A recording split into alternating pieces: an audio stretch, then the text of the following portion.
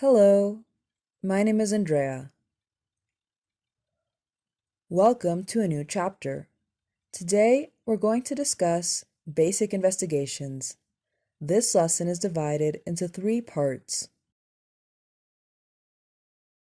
In part 1, we'll learn about an ophthalmoscopy.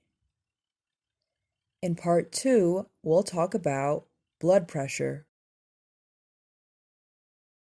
Finally, in part 3, we'll describe the process of taking blood. Let's get started.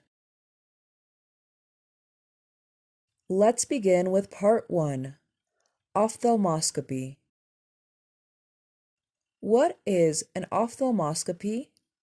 An ophthalmoscope allows the doctor to examine all parts of the eye, the iris, lens, retina, and optic disc. For the best results, the examination is done with dimmed or lowered lights to allow the pupil to maximally dilate or widen. A topical myadric solution may be applied to the eye to aid dilation. The patient is then asked to fixate their eyes on a target for the duration of the test.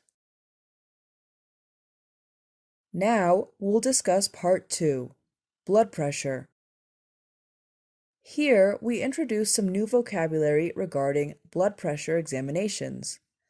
The following are all medical instruments: gauge, sphygmomanometer, cuff, pump, valve, earpieces, a stethoscope, headpiece. A stethoscope is used to hear the sound of blood rushing back through the artery. The first thumping sound is the systolic blood pressure, SBP. When the thumping sound is no longer heard, that's the diastolic blood pressure, DBP. Finally, we can move on to part 3, taking blood. Let's describe the process of taking blood.